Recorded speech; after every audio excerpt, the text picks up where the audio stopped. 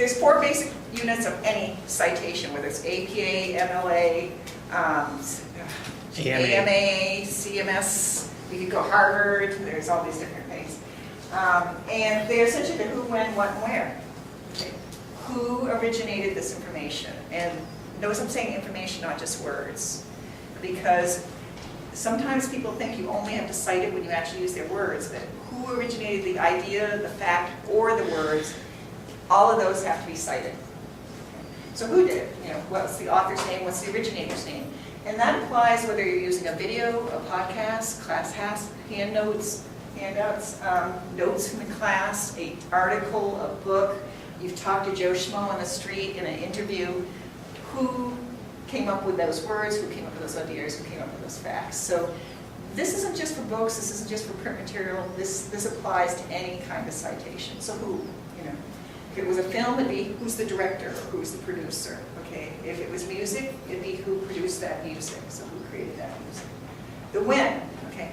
Date of publication or origination. Again, notice, or presentation. Notice I don't just say publication because there are times you might use an unpublished work. Again, if you go out and interview somebody, you survey somebody, you might be using that. Or you may find something online that's a work in progress, okay, that hasn't been published.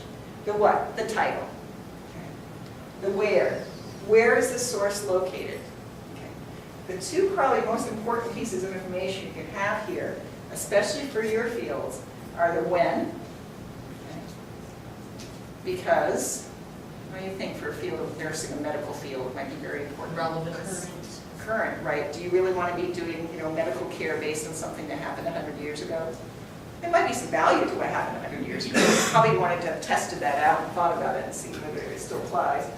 And the where, okay, because when you're writing, okay, you're not just writing to prove your point when you're writing in a field. You're writing to share information and knowledge and hopefully push the field along a little bit in some way.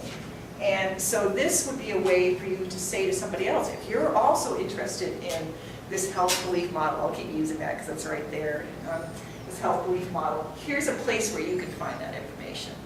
So a lot of people tend to look at citation as just, I'm protecting myself, I'm proving I didn't steal this. Anyone want to admit to that's why you use citations in the past? Yeah, and that's a good, honest, ethical thing to do, to say this is somebody else's property and I borrowed it for my own use.